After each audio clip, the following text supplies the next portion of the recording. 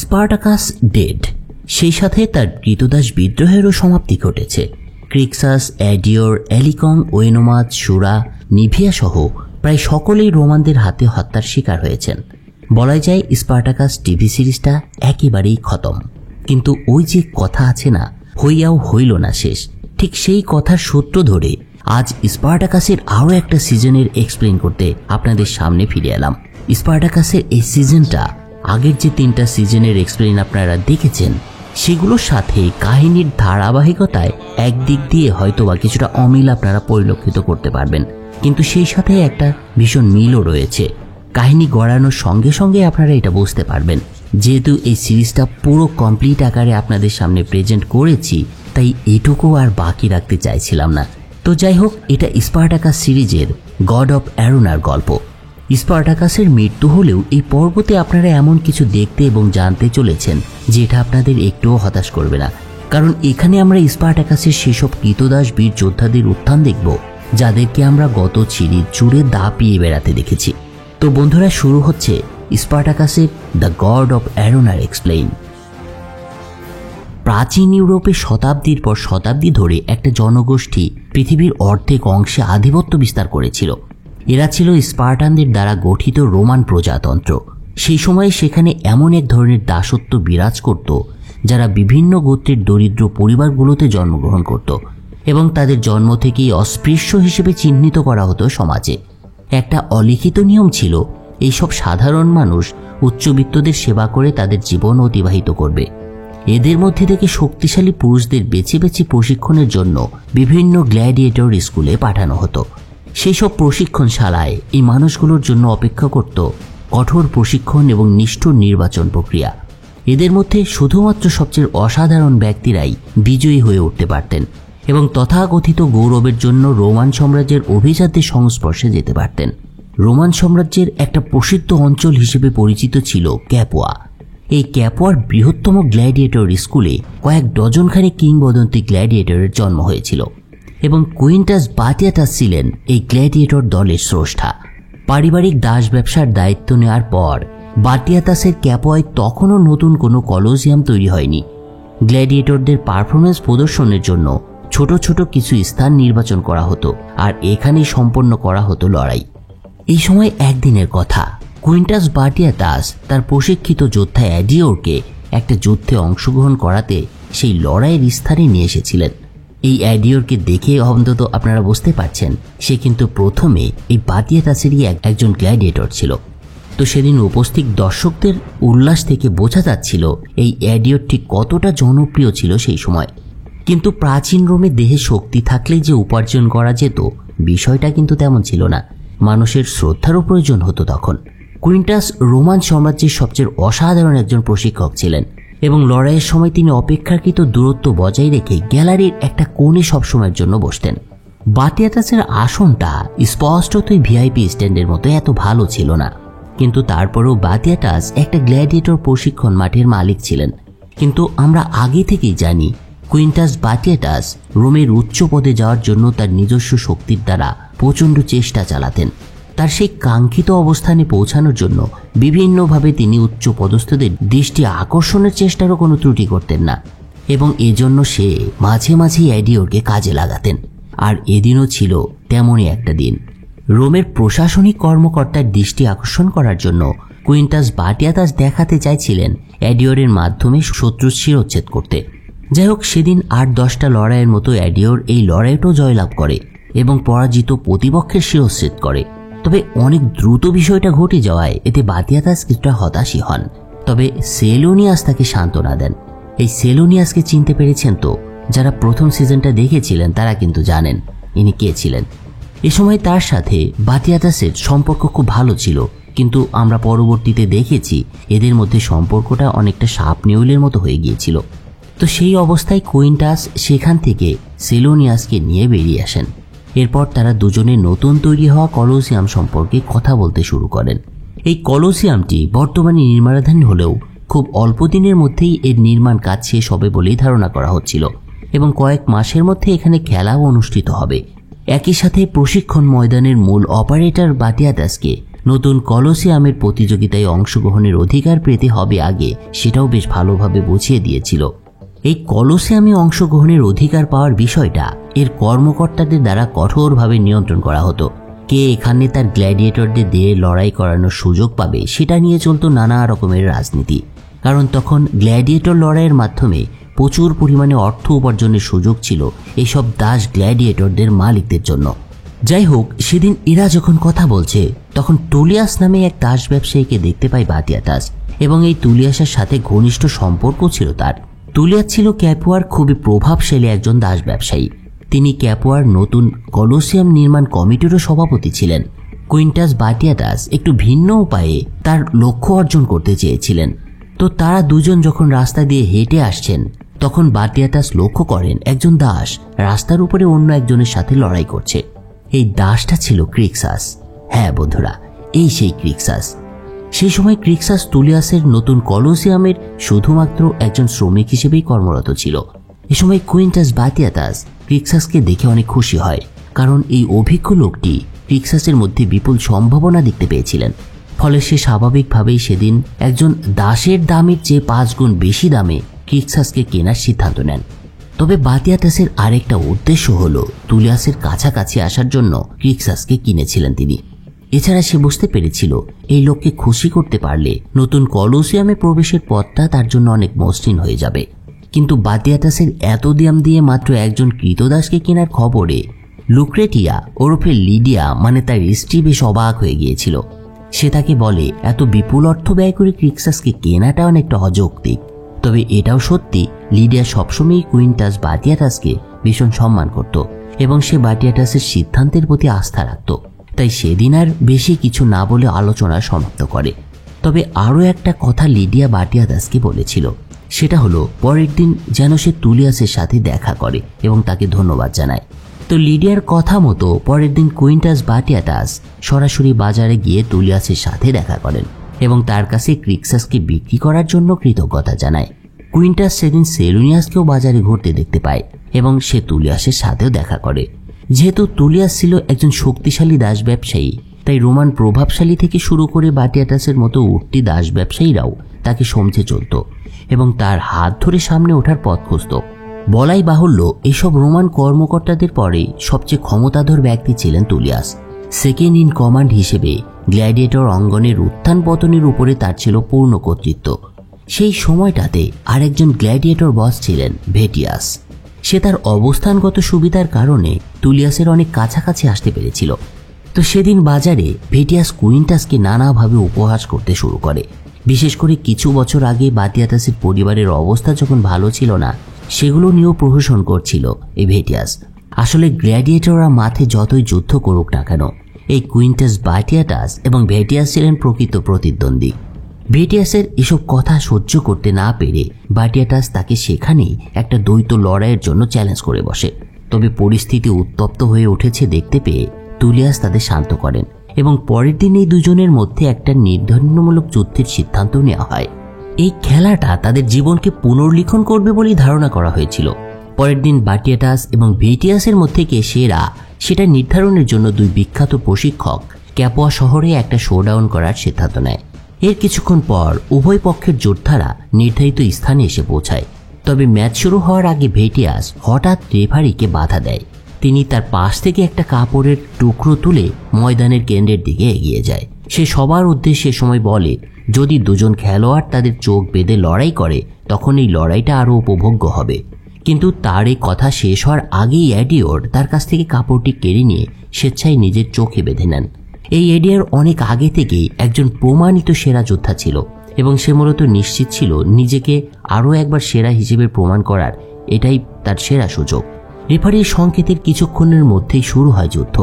শুধুমাত্র এডিওর তার শ্রবণ শক্তির উপরে নির্ভর করে তার বিপক্ষকে একের পর এক আঘাত করতে শুরু করে। বেশ কিছু সময়ের জন্য তীব্র লড়াইয়ের পর এডিওর আবারও তার বীরত্ব দেখিয়ে সফলভাবে তার প্রতিপক্ষের শিরচ্ছেদ করেন। ম্যাচের পর তুলিয়াস কুইন্টাসের এই যোদ্ধাকে অনেক প্রশংসা করেন এবং সেদিন সন্ধ্যায় বিস্তারিত কিছু আলোচনার জন্য তাকে তার দোকানে আমন্ত্রণ জানান। এখানে একটা কথা আপনাদের জানানো প্রয়োজন, সেটা হচ্ছে এই তুলিয়াস একজন গ্ল্যাডিয়েটর ব্যবসায়ী হলেও তার প্রধান বিজনেস ছিল মাংসের ব্যবসা। তো টুলিয়াসের আমন্ত্রণে কুইন্টাস খুব খুশি হয়েছিল এবং সে ভাবছিল সামনে হয়তো তার জন্য ভালো কিছু অপেক্ষা করে আছে। সেদিন সন্ধ্যায় কুইন্টাস বাটিয়াটাস যখন টুলিয়াসের সঙ্গে দেখা করেন তখন সে ভেটিয়াসের তীব্র সমালোচনা করতেও বাদ রাখেন না। সে এটা বলে যে ভেটিয়াস লড়াইয়ের সময় তার যোদ্ধাকে জেতাতে নানা ধরনের কূট কৌশল ব্যবহার করতেও ছাড়ে না। কিন্তু কথাগুলো বলার পরেই সে লক্ষ্য করে টুলিয়াসের পেছনে আড়ালে দাঁড়িয়ে বিশ্রীভাবে হাসছে ভেটিয়াস। লোকটাকে এখানে দেখে বাটিয়াটাস বুঝতে পারে টুলিয়াস এবং ভেটিয়াস একই দলের লোক। এরপরেই টুলিয়াস এডিওরের কেনার প্রস্তাব দেয়। সেদিন মূলত এ কারণেই বাটিয়াটাসকে তার দোকানে ডেকেছিলেন টুলিয়াস, কিন্তু তার এই প্রস্তাব কুইন্টাসকে অবাক করে দিয়েছিল। সেই মুহূর্তে ভেটিয়াস পাশ থেকে বেরিয়ে যায়। এখানে কুইন্টাসকে আমন্ত্রণ জানানোর জন্য তার একমাত্র উদ্দেশ্যই ছিল এডিওরকে বিক্রি করতে বাটিয়াটাসকে বাধ্য করা। কিন্তু বাটিয়াটাস এটা আশা করেননি টুলিয়াসের কাছ থেকে, তাই দৃঢ়ভাবে তিনি তার এই প্রস্তাবটা প্রত্যাখ্যান করেন। কিন্তু পরের দিন এই কারণে বাটিয়াটাসের উপর দিয়ে ঝড় বয়ে যায়। টুলিয়াস তার লোকদের কুইন্টাসকে মারধর করার নির্দেশ দেয়। একই সাথে টুলিয়াস কুইন্টাস বাটিয়াটাসকে এডিওরের বিষয়টি নিয়ে আবার ভাবতে বলে, না হলে সে এটাও হুমকি দেয় যে তার এই নতুন কলোসিয়ামে বাটিয়াটাসের জায়গা হবে না। সেদিন যন্ত্রণা কাতর কুইন্টাস বাটিয়াটাস মাটিতে পড়ে থাকা অবস্থাতেই নির্মিতব্য অ্যারেনার দিকে হতাশার দৃষ্টিতে তাকায়। সে সময় তার মনের মধ্যে প্রচণ্ড ঝড় বয়ে চলছিল। সেদিন ভীষণ আহত হলেও কুইন্টাস বাটিয়াটাস মাত্র কয়েকদিনের মধ্যেই আবারও তার লড়াইয়ের প্রতি মনোবল ফিরে পেয়েছিলেন। সে জানত এক রোমান সেনেটর ভ্যারাস কয়েকদিনের মধ্যেই কাপুয়ায় আসতে চলেছে, তাই তিনি এই ভ্যারাসের আগমনটাকে একটা বিশেষ সুযোগ হিসেবে দেখতে পেয়েছিলেন। এই রোমান সেনেটরের এখানে আসার উদ্দেশ্য ছিল ভেটিয়াসের প্রশিক্ষণ মাঠের প্রধান অতিথি হিসেবে উপস্থিত হয়ে আসন্ন একটা উৎসবের জন্য তার গ্ল্যাডিয়েটরদের নির্বাচন করা। আগেই বলেছি তার আগমনকে কুইন্টাস একটা সুযোগ হিসেবে নিয়েছিল এবং সেই লক্ষ্যে সে একটা পরিকল্পনাও রেডি রেখেছিল। দেখা যায় একদিন বাটিয়াটাস শহরের বাইরে তার বেশ কয়েকজন গ্ল্যাডিয়েটরকে ছদ্মবেশে নিয়োজিত করেছে। যেহেতু তার এই গ্ল্যাডিয়েটররা ছিল একদম নতুন এবং তাদের কোনো পারিবারিক কানেকশনও এখানে ছিল না, তাই কেউ তাদের চিনতেও পারত না। অধিকন্তু এই গ্ল্যাডিয়েটরদের বাটিয়াটাস এই কাজ শেষ হলে তাদের গ্ল্যাডিয়েটর হিসেবে স্বীকৃতি দেওয়ার জন্য মার্কিং দেওয়ারও একটা প্রস্তাব দিয়েছিলেন। কিন্তু প্রশ্ন হলো বাটিয়াটাস এটা কেন করছিল আর তার প্ল্যানটা ঠিক কী ছিল? আসলে বাটিয়াটাস ভেটিয়াসের উপরে প্রতিশোধ নিতে চেয়েছিল, তাই তিনি তার একজন গ্ল্যাডিয়েটরকে সেদিন ভ্যারাসের অধস্তন হিসেবে ভেটিয়াসের কাছে পরিচয় দেয়। এরপর তাকে প্রলুব্ধ করে সেদিন একটা নির্জন গলিতে নিয়ে আসে ভেটিয়াসকে। সেই গলির মধ্যে তখন আসুর সহ অন্যরাও ওত পেতেছিল। যখন ভেটিয়াস সেখানে গিয়ে হাজির হয় তখন হঠাৎ বাটিয়াটাসের এই গ্ল্যাডিয়েটর যোদ্ধারা চড়াও হয় ভেটিয়াসের উপরে। তারা ভেটিয়াসকে মেরে ভর্তা বানাতে শুরু করে। ফলে স্বাভাবিকভাবেই আসন্ন উৎসবে তার গ্ল্যাডিয়েটরদের বাছাই করার কাজটা আগত সেনেটর ভ্যারাসের পক্ষে আর সম্ভব হয় না। মূলত এই হামলার মাধ্যমে বাটিয়াটাস ভেটিয়াসকে আসন্ন লড়াই থেকে বিরত রাখারই চেষ্টা করেছিল। তো ভেটিয়াসকে তার পথ থেকে সরিয়ে বাটিয়াটাস কিভাবে ভাইরাসের অনুগত্য লাভ করবে সেটা নিয়ে চিন্তা ভাবনা করতে শুরু করেন। তবে বিচক্ষণ বাটিয়াটাস তার স্ত্রী লিডিয়া এবং গাইয়া নামে তার এক রক্ষিতাকে দিয়ে একটা প্ল্যানও তৈরি করেছিল। যেদিন ভ্যারাস কাপুয়াতে এসে পৌঁছান সেদিন আগে থেকেই বাজারে অপেক্ষা করছিল লিডিয়া এবং গাইয়া। তাই তাকে দেখে তারা এই সময় এগিয়ে যায় এবং তাকে স্বাগত জানায়।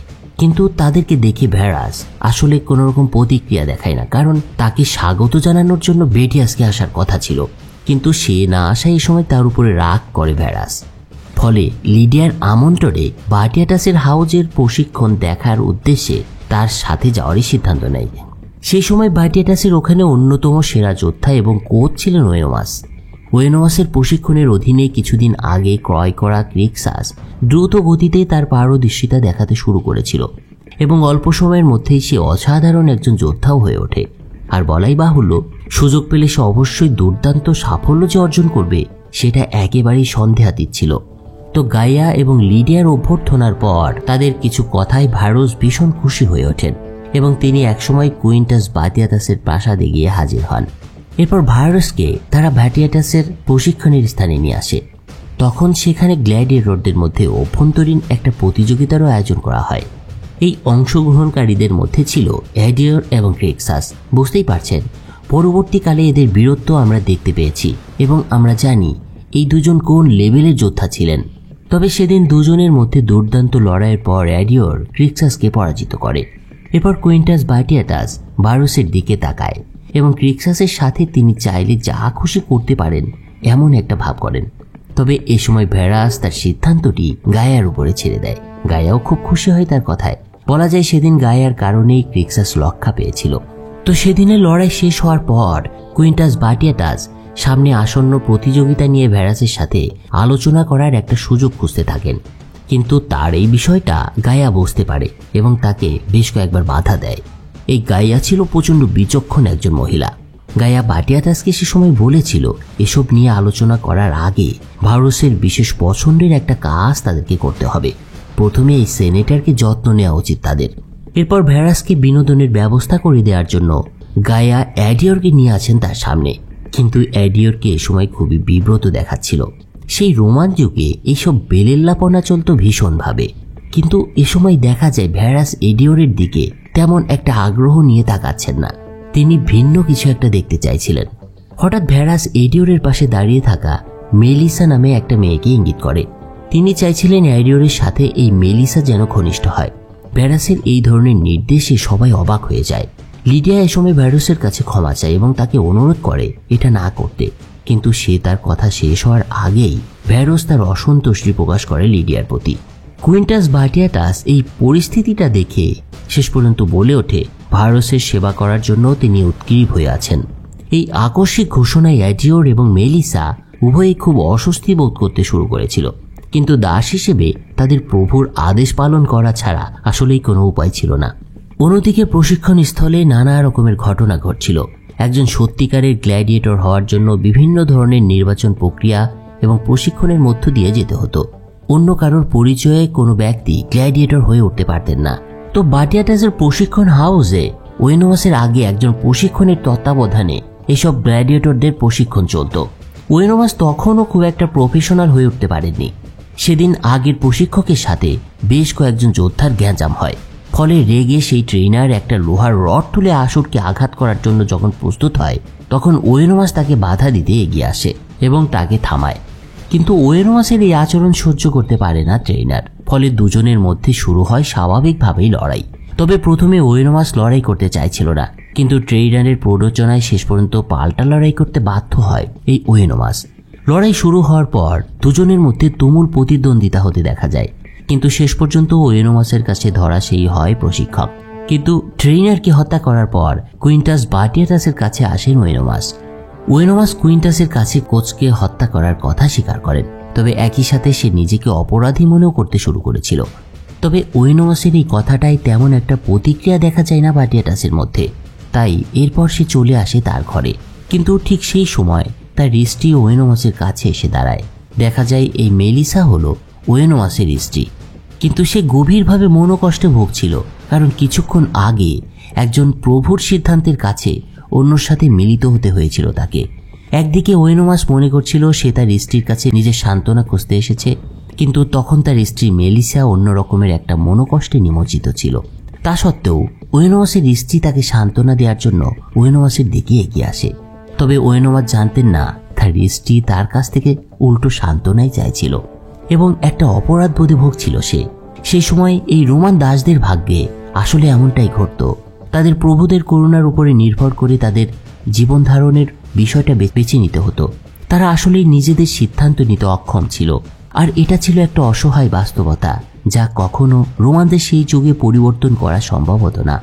তো এমনভাবেই এগিয়ে চলছিল বার্টিয়াটাস হাউজের ঘটনা প্রবাহ। এরপরে আমরা আরও ঘটনা দেখতে পাবো। তার জন্য পরের পর্বটা দেখার আমন্ত্রণ জানিয়ে আজকের মতো বিদায় নিচ্ছি। ধন্যবাদ সবাইকে।